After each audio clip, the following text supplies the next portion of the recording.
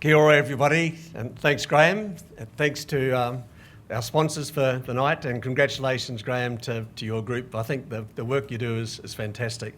So I'm wearing two hats tonight. If I can first of all wear my Southern Response hat, which hasn't been the easiest hat to wear, but I knew that when I took that role on.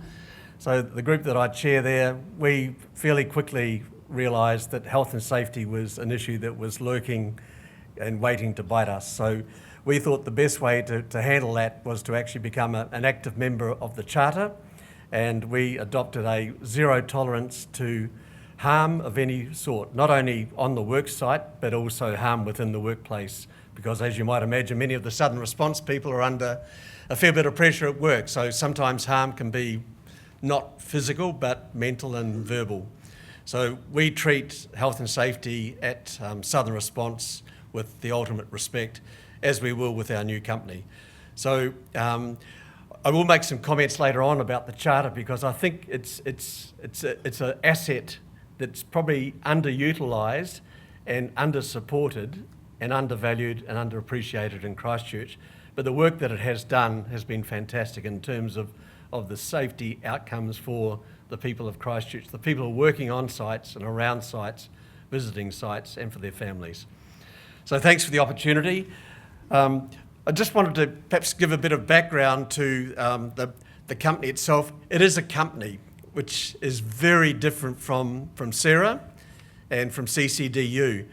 So a Crown company is formed, it's capitalised, it's funded by the government. The Cabinet and then provide a letter of expectations to me and to the board. We have reporting responsibilities, but that's about the end of it. So the level of control by ministers is fairly minimal once the company is formed and funded and capitalised and expectations are set in concrete. The only active thing that the ministers can do is to sack me as the chair. They can't sack the chief executive, but they can sack me. So I guess that is a fairly powerful weapon, so I'm mindful of that. But we're up to it as well. So we have two other directors who have been appointed. Peter Townsend, who is well known probably to many of you as the leader of the Chamber of Commerce here in Canterbury. He's been involved in governance at various levels on Pegasus Health, Trade and Enterprise, New Zealand. But he's been the heart and soul and the eyes and ears of Business Canterbury and Business Christchurch. And so we're proud that Peter took on a role as a director alongside myself. The third director is Miriam Dean, and Miriam is a QC, previously the president of the Law Society of New Zealand. No mean slouch, very clever person, very attentive to detail and finishing things off, perhaps aspects of life that are not strengths of mine, but that's the good thing about a board. You marry the skills of the directors together. So it's a very small board, 3 people, but that I think indicates that we mean business. So we appreciate that things haven't perhaps gone according to timetable, to expectations of the various communities of Christchurch. But I can't change history, but I can change and help change and form the future of Christchurch. So over the next 6 to 8 weeks, as CERA and its people move on, then our new company moves in. It's going to be a very lean, mean company, probably less than 90 people. So much smaller than the current arrangements, but very focused on ownership and a sense of urgency. And so there will be 16 or 17 major projects within the scope of the company, so some of the bigger ones such as the convention centre, but also some smaller ones, so finishing off the Avon River precinct, the earthquake memorial, things such as the Bridge of Remembrance. So some of those are quite short-term, relatively quick end type jobs. Others will go on for quite some time. But we'll have the capacity, the capability and the people to do it. We're well advanced in appointing a chief executive. I was concerned at the start of this process that we may not be able to offer the dollars to someone that would appeal to a top leader to come in and manage the projects of Christchurch. But I'm pleased to say that the quality of the candidates is outstanding. People who appreciate that there's more to life than dollars. people will appreciate that they can actually make a difference to Christchurch, and that the new Christchurch will have their name and their mark on it. So over the next month or so, we'll be advancing that process, as we will with the appointment of senior staff, professionals, to help us to see ourselves through. So we've been blessed, I guess, with the wider engagement. There's a whole lot of smart work that's been done by Sarah and CCDU and by the various stakeholders in Christchurch. So we'd be crazy not to pick up everything they've done. Over the last 4 or 5 years, they've accumulated a wealth of material, and that puts our company, I think, in a pretty strong position to get cracking as soon as we have that the seal of approval to get underway. Then, as you might imagine, we're not actually waiting until the 18th of April, which is D-Day. That's the final day when the powers of Sarah are extinguished. So we can't afford to wait until that day to be ready to go. So we are getting ourselves primed and ready to go within the next few weeks. So we have been talking to stakeholders, so I'm trying to get around as many groups as I can. So I see a few familiar faces already. Last week, I think we were talking to the enablers group, some of the developers. We've talked to some community groups with the various Māori interests within our town. We're going to be talking to the youth of Christchurch soon. So we're trying to get a good grip on what people are expecting and how do they want that delivered. We're a community-focused company. We will be out there. We are accountable, and the board will be out there as well. So myself, Peter and Miriam will make it our business to get out there and explain what the company is up to and how we're tracking. So there will be 16 or 17 key projects. Some of them are called precincts, so things like the health precinct and so on. Others are actual projects. There are also Crown assets. As you know, the Crown has acquired by compulsion, in some cases, a lot of land around Christchurch, some of it residential, some of it commercial. And so the intention with that land is to use it appropriately. And so my view of that, and Cabinet is in agreement, is that land will be used carefully. In some cases, we'll be a long-term investment partner with somebody else. We're not going to be a property developer ourselves, but we're keen to use some of that land, particularly where it's key to a block or part of a block, that might form the basis, the foundation for a larger development. And that the Crown would take a longer term view to getting its money back. But on the way through, we would be expecting to exercise influence. And the 3 areas of influence would be around health and safety, so that's paramount for the company. So we would be expecting that the partners we would work with would have the same values and have the same expectations around the health and safety and well-being of the people working in and around that site.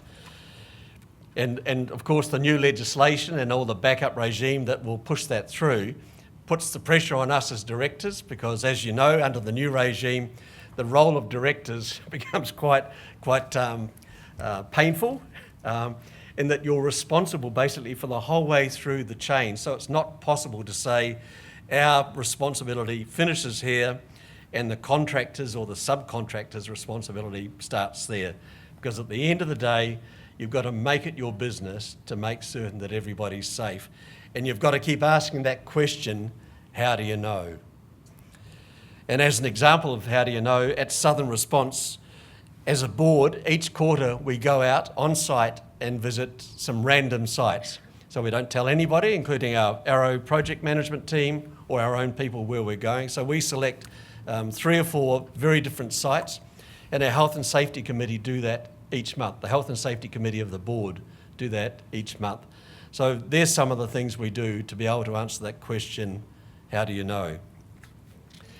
So it is a company, and as I say, the company will be capitalised and funded by the Crown, and it will be then enabled and empowered to get on with its projects.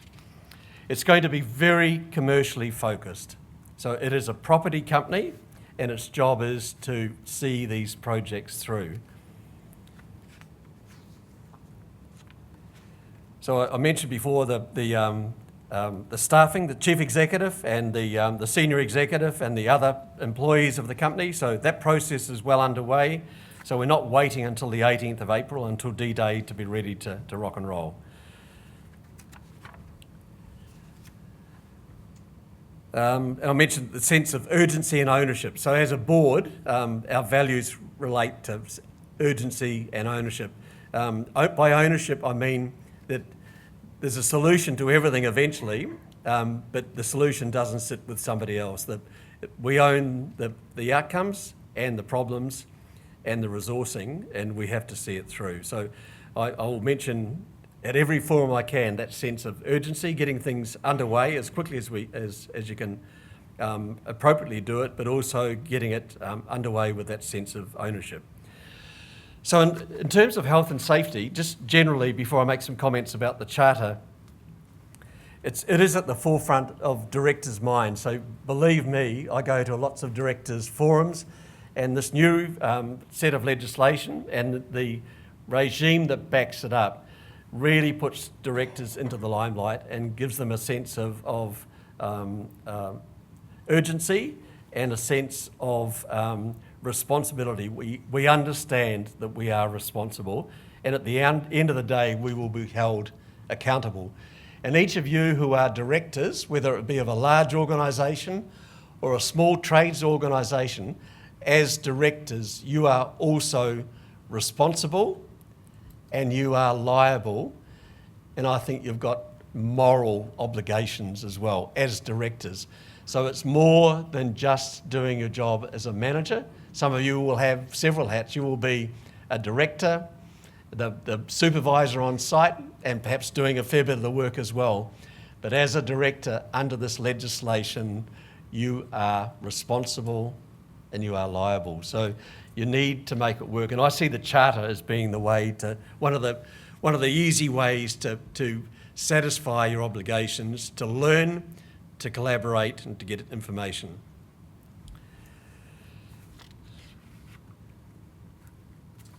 So in terms of I mentioned before, there are three driving sort of values-based things that will sit behind the values of this new company. So the first one is health and safety. The second one is around an accessible city.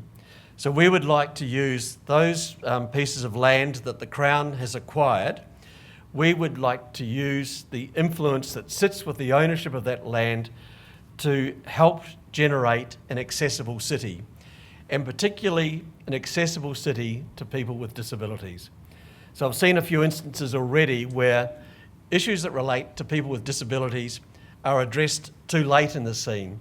So it's not a good look for a start, it's unfair to people, but it's also an expensive exercise, because by the time you go back through the process and fix it, some of those things cost 3 or 4 times as much as if you'd built it into the process in the first place. So our new company will be really keen on the accessible city concepts. And the third one, apart from health and safety and accessible city, is around all the concepts of the Avon River Precinct. So those of you who are involved in design of any form at all, or project management and development, I encourage you to get that document, the Avon River Precinct design document, because in that there are so many fantastic ideas that you could build into to new buildings and projects that will make Christchurch an incredible place. And you can see it already happening around the back of the terraces on Oxford Terrace there, where it's a bit like having a backyard that goes on to a park. Some people take their back fence down, and so you don't know where their property finishes and the park starts. They've got a really big backyard. So I think that's the way to go with the Avon River design precincts, that from the river to the riverbank, to the slopes, to the walkways, the cycleways, the tram tracks, to the hospitality, to the retail, to the office, to the accommodation, to the hotel, that nice seamless approach to life. So there are fantastic clues and direction within that Avon River Precinct design manual that I'd encourage you to pick up. So they're the three things on the side: health and safety, accessible city, and Avon River Precinct. So to the charter itself, and I'm perhaps retrospectively wearing my Southern Response hat and prospectively wearing my Otakaro hat, the charter and the events that have brought the industry together, you've had collaboration, you've had good robust discussions, it's been forward thinking, but there's an aligned health and safety sense about what's going on in Christchurch that I'd encourage you to keep going. So there's a whole lot of resource material that's been provided, it's been well received, and in Southern Response, we've picked that up as part of our learning process. And we've done the same with Arrow. So we've joined at the hip with Arrow in terms of health and safety obligations, and we're joined at the hip with our contractors and subcontractors. And so this goes even to the extent, when I mentioned before our board visits, our site visits, some of the simple things that we like to see, and you probably already do it, hopefully you do these things, but just sitting around on your chili bins in the morning at 7:45, half of them having a cigarette, but just sitting on the chili bins, and you've typically got in some of those sites, perhaps a scaffolding person, an electrician, a builder type person, a plumber or a whatever, and then there might be sometimes a supervisor or a project manager there, but sometimes not. But just sitting there and having been signed in on site appropriately and been given all the appropriate guidance and warnings about the risks that occur on site, being able to sit with those guys and girls and then to pick up how they become aware of what the others are doing on site that morning or that afternoon. So it's actually quite magic to see. And the best thing is that they don't realise that they're doing health and safety and that they're complying and they're being good charter members or whatever. They've actually built it into the way they do business each morning. And that's the best way you can have compliance, I think, is not making something happen on the side in addition to the way you do your work, but actually building it into good work practices. So that stuff around the being signed in appropriately, having the right safety gear on, but particularly sitting around in those little crib sessions in the morning, listening to those people talk to each other about what they're doing and what the risks are that they each face as they're working together is pretty magic. So I'd encourage that sort of thinking in your deliberations later on today and in the months to come. So I think now more than ever, the Charter you've got to be relentless almost in terms of your commitment to getting out there. As the phase goes from residential into commercial, you've got a whole lot of new players. You've got new project managers, new architects, new engineers, you've got new builders, new contractors, new subbies. There's a whole lot of new people coming into the scene. You've also got people who are learning new skills, who are perhaps going from residential into commercial. So it's an entirely different set of skills, and it's an entirely different health and safety framework. So I encourage the Charter to get into all those new people coming in and those retrained people who are moving from residential to commercial. So, but joining the Charter is not a one-line event or a one-time event.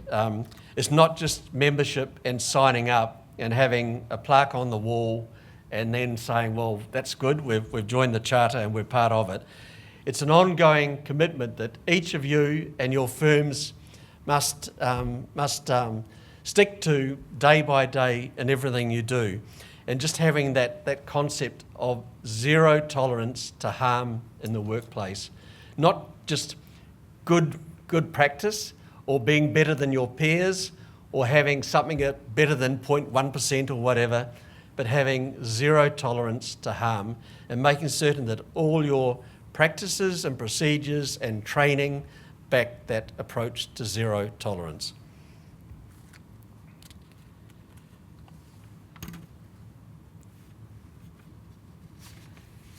More than just a business obligation and exposure of personal assets and business assets, we've all got a moral obligation, I think, to support and educate smaller grassroots members in particular.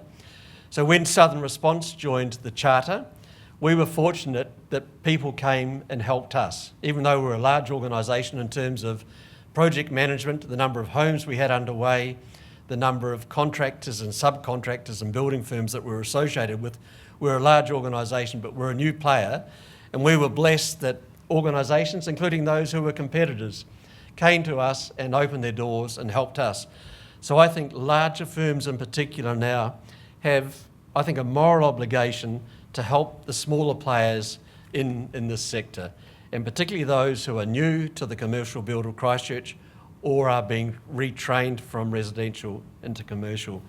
So Graham, I'd encourage you and the leaders of the Charter to think seriously about how you capture those newer people coming in, and particularly the smaller firms, because that's at the end of the day probably where some of the real risks lie.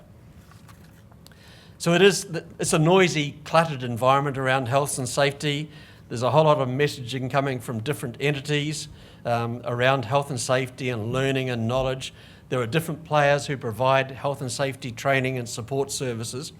But I think the challenge for the Charter, and Graham, for you and your committee and for your members, is to ensure that that messaging and those learnings are delivered right through to the grassroots in a very clear, in a very consistent, in a digestible and relevant way. And all those words are quite important. I think that clarity and consistency, being able to understand it or digest it, and it's relevant to what the work that people are doing in their workplace on a particular day.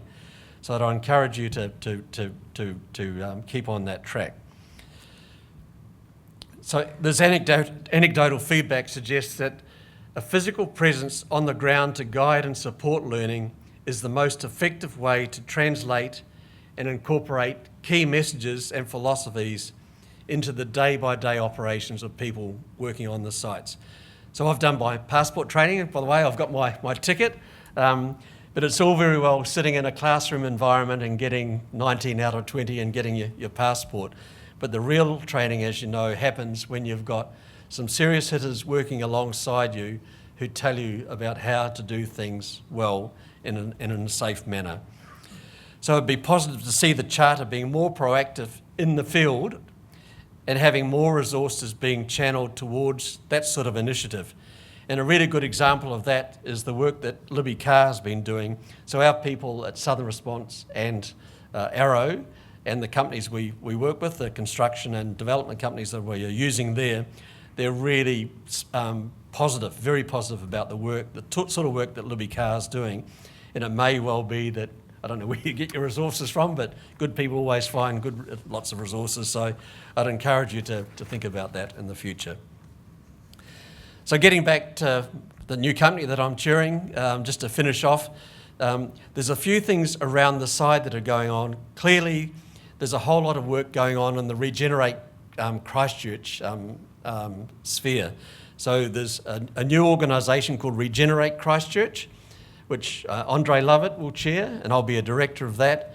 There's the joint council and city council organisation called Development Christchurch, the city council holdings, and it's important that those organisations are seen and actually do work together and are joined at the hip. There has been situations, you'd have to be blind Freddy not to realise that there have been some philosophical and political differences in the past. Once again, I can't change history, but I can change the way that my new company will work with Regenerate Christchurch, Development Christchurch, and City Council holdings to make these projects work. Because in addition to our projects, the City Council itself has lots of big projects. You've got the infrastructure group. There's a whole lot of other stuff going on as well. So we need to be seen to be working together. And I think the city and its people have had enough of political differences, and they want action, and they want it done in a coordinated, positive way. So our vision at the end of the day is to deliver those dreams and aspirations. Many of you may have been in that Share an Idea campaign, and I think we ignored that at our peril. It had a buzz at the start, it had a sense of ownership, because I guess many of you put your ideas into that. So there was a sense of ownership, but then we probably got clogged up a bit in process and systems and lost that impetus and that excitement. And we particularly lost that vision of what does success look like? What does a good Christchurch look like? So it's not a rebuilt Christchurch, taking back Christchurch to what it used to be, but what is the Christchurch of the future? And that Share a Dream campaign actually came up with that concept. share an idea campaign rather.